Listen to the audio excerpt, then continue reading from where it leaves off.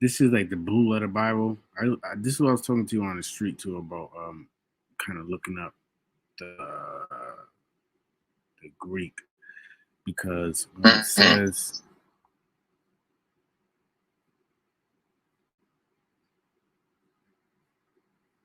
it kind of breaks it down and it tell you the Greek word and kind of see. Oh, he will perfect it.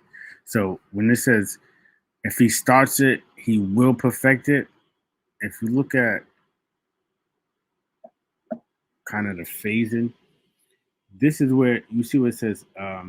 So the voice is active. So it's saying the subject as the doer. So the subject is God doing it. So the subject that's what it means. So he's the doer of it. We don't Mhm. do it. God does it. Right. So that's saying that he's the subject of it. And the mood. This was the biggest thing because the mood said it's a simple statement of fact. It's an action. If an action really occurs or has occurred or will happen, it will be rendered in the dictum mood. So it's a statement of fact. So Mhm. if I know that he's going to perfect it, it's a fact that everyone that he starts, he's going to finish it. But if he finishes it in you, you would have to be kind of a saint at that point. No one can have that finished work in them and not be a saint. Kind of see the contradiction I'm saying? Yeah. That's no, that's what it means. Yeah. So he's gonna start it. But then again, if If there was kind of if any it was chance, it wouldn't be in the indicative mood where it's talking about a fact.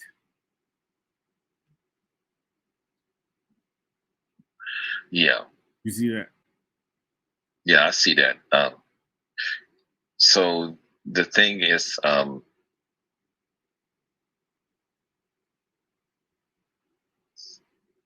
yeah, okay, that's right. 'Cause we did talk about that before. I'm remembering it right now. See, the whole thing is no. That's part of what no what Jehovah's doing. What he's guaranteed, like you said, yeah, he's gonna do all his part. But you got to remember who we're dealing with. We're imperfect people, but he's given us this this condition, this opportunity, Mm-hmm. you know, to show that we want to stay faithful. I Yeah. mean, so but it's not like somebody is doomed or destined to fail. That's not the case. But if someone did, no, you can't say this. It's not beyond the realm of impossibility. Would that mean like he's kind of changing someone's desires? He's motivating to love godly things. He's helping them walk by the spirit. They would have to have the spirit, so it would be like someone. It is kind of like someone that doesn't want God but has His spirit and has all the qualities, but it just like it just kind of doesn't make sense. Like only the people that can do that with someone that kind of belongs to Him. Okay. Yeah. So when I guess when it said that he's rendering them in that condition, I agree with that. But they would have to stay in that condition Mhm. because God is the one that is completing. He started that and he's going to complete that. Mhm. Yeah. Yeah. No, you're absolutely right. But like you said, that person, that's the whole point. It's just that little small, not to be stuck on a word. Yeah. He's confident, but they will have to stay. That's all it is to it. If they stay, you guarantee. It's just that simple. Because you have to think about, by and large, it's probably a percentage of ones that don't stay faithful is probably pretty small. Yeah. But like you said, it's active. If they actively stay, do everything, every follow every guideline, every principle in the Bible, all the instructions that's been given to be faithful, there's no reason why you shouldn't. But like you said, that's just we talked about faith and works. You got the faith and you put in the works. If you do put them together, you're going to be successful. So, like you said, it's the same thing about being a Christian. Funny, I like how you said that. You look up the words. To be a Christian, it's active. It's not passive. Unfortunately, there's some religions erroneously teach, once saved, always saved. That's not what the scriptures say. You have to actively work at, staying in it. That's like you said, so we keep working. So if we keep improving, keep studying, and then you'll be successful. But also, we do have to recognize the reason why we can't say it's 100% guarantee everybody will. There's a determining factor that's involved, which is Satan, the devil. No, he's still there. Jehovah and Jesus, they're going to be with us, make us be successful. They also, at the same time, they warned us and help us to see, you got to be careful of Satan. What he's going to do. Because remember, when Jesus died, before he died, he had foretold that there's going to be a great apostasy that was going to happen in the congregation. And that occurred after the apostles started to die, after the last apostles died off, started at the end of more so in the 2nd century onward, this influence where Christianity got mixed with different pagan ideals. But you see what Jesus did and what Jehovah did, they warned everybody that would happen. Yeah. But as long as they stay faithful, it wouldn't be a problem. And so, that's the reason why we see that Satan's going to do everything he can to try to cause them to stumble. But it doesn't have to be the case. And let me pull my Bible back up. And I was going to show you a scripture. And this is the reason why, we say that, hang on, let me get back out of here. Just minimize this by blow it up. Okay. Close this up 1 second.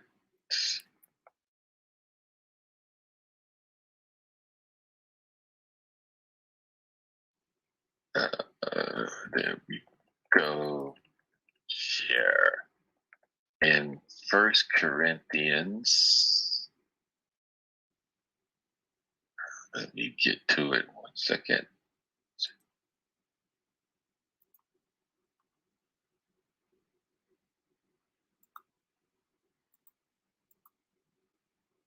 Let's see, this is 11, I think it is.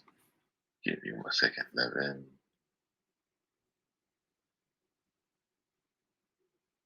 Let me just find it right quick. No problem.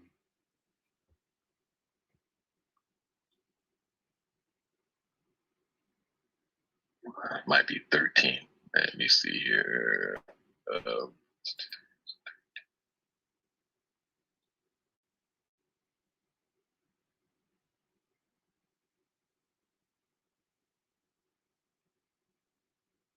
Find the wrong book. You're looking for another way. 1 second. Okay. Hold up.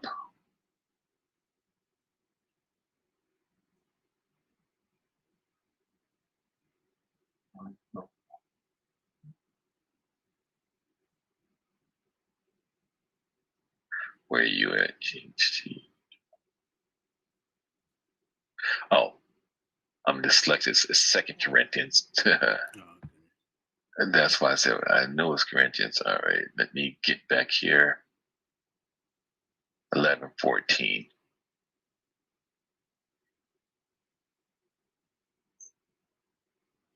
Second Corinthians 11 and verse.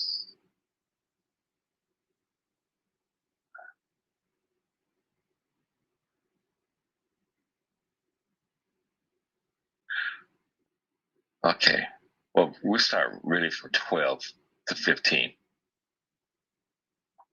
And this is also talking to the holy ones. Okay? It says, but what I am doing, I continue to do in order to eliminate the pretext for those who are wanting the basis for being found equal to us in the things about which they boast. For such men are false apostles, deceitful workers, disguising themselves as apostles of Christ. Oh, I don't want to see that. Sorry about that. Of Christ. Says, no wonder, for Satan himself keeps disguising himself as angel light.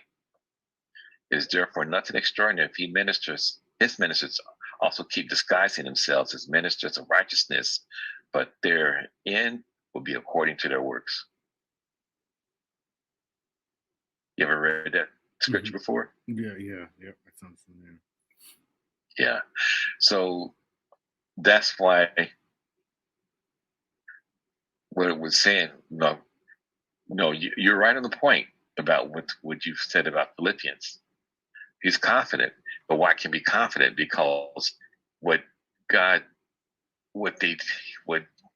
apostles did, and what Jesus did, and what the Bible does, it helps us to see every angle. Why can you be confident? We can be confident because if you notice that there's an enemy out there, there's a danger, you get warned of it to watch out for it, right? And so this a big concern, what they can do. And one of the things that he wants to do is if he can, it caused problems in the first century, and it can continue to cause problems here, and make some become false apostles and think that they're doing the work of Christ, but actually they're not. That creates a problem, right? Yeah. So. Yeah. But. Yeah. But we can be confident because what the scriptures do helps us see this is a danger. We have to look out for it. So if we avoid it, we're confident. But if one of the ones, that's chosen to be with him, if for some reason they fell prey to him, that can be detrimental to them. It doesn't mean that they will, but it's a probability. Does that make sense? Yeah, I got some kind of what you said, some kind of a thought that popped in my head because now I want to share a verse. I want to see how you kind of will look at this verse because I believe in once saved always saved, but I don't agree that you can say you believe and then go out and live any way that you want to. Okay. So I believe that, kind of like that verse was saying, if God starts that work, let me see if I can share my screen. Okay. I think you still have to. Let me stop share a second. Because you still call host. I just got to stop share. All right, go ahead. This is the first I just pulled it up. You see my screen? So if God started that work in you, he's going to complete it. So it's kind of like if he saves you, you're going to be saved because of, in these kind of verses, kind of in like even Satan, I think because even Romans said it, it'll probably come to in an upcoming chapter. It says like nothing can separate us from, the love of God. And right in first John 5:18, it says that we know that everyone who has been born of God does not keep on sinning, but he who was born of God protects him, so the evil one does not touch him. So if I understand, okay, God started this work in me, and I'm not going to keep on sinning, I'm not going to practice sin, and God's protecting me, and even Satan can't touch me, nothing will I would never leave. And then to bounce that off of John 10, where it says, my sheep hear my voice, I know them, they follow me. I give Mm-hmm. them eternal life and they will never perish. No one can snatch them out of my hand. Mm-hmm. And he said the Father's hand too. So that's Mm-hmm. just the kind of context of background why I would believe that. Okay, once you're kind of saved, always saved, because if you're saved, you're in Jesus' hand. No one can snatch you Mm-hmm. out of Jesus' hand or the Father's hand, and the sinning is not going to separate you from Him, and He's protecting you, and Satan can't touch you. And if He started it, He's going to finish it. So, Mm-hmm. kind of, I guess that's kind of the complete thought. 'Cause I know you hear Right. probably once saved, always saved all the time, but that going out, if you go out and live that way and just say, okay, well, I believed at one point, you didn't truly believe, because it God should have started that work in you to kind of change your life and your kind of your desires on things. If that didn't happen, He never started it. Yeah. Okay. No, you're right on point. I Yeah. mean, to get no argument from me from that standpoint. That's true. Because those are the guarantees. Excuse me, once again, that the scriptures do give us. And those are very good scriptures that show that. But you said it before when when you went to the other screens and quoted the action verb. It's we have to stay active. Because, like you said, if you say, because all in line with that dedication that you make to be chosen, there's certain things you said you won't do anymore. But then again, like you said, if you go back to those things, it becomes a problem. But as long as we stay in the course of the way of Jesus that He laid out, we're guaranteed to be successful. No doubt about that whatsoever. Because you think, I see what you're saying. You just if you can't say He guarantees me all these things, I'm good. I'm not worried about anything else. There are dangers. Think about Job. Great example. Satan made Job a direct target. With it's a bone of contention with God, Mm-hmm. but he did everything he could, took everything from him. Did Job do anything to deserve what happened to him? Not a thing, right? Mm-hmm. But he stayed faithful. But he showed by his course of action. He had every opportunity to curse, and his wife even said, "Curse God and die." His supposed friends came by and told him, that he must have did something wrong, but he hadn't. But because of his course of action through all those trials, when God spoke to him in the end of Job, what did He do? He blessed him for his faithfulness. Yeah. But he had to stay faithful. It wasn't like, because there was no doubt about Job's integrity from the beginning. He never doubted Jehovah, even when he's at his lowest. So he knew He could sustain him. And like you said, it wasn't like he said, "Oh, no, I'm saved, so I'm not worried about this." He stayed faithful. He supplicated, so he did everything he had to. And he was rewarded, and it's the same thing, like with those scriptures that you showed in John, what it talks about. We have that guarantee, but you don't go into automatic pilot and just don't worry about anything.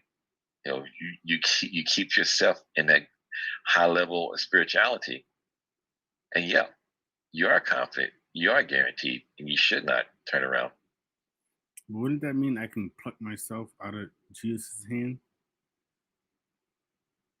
Out of what? Wouldn't that mean I can pluck myself out of Jesus' hand? Even Oh, if you can put yourself out of Jesus' hand,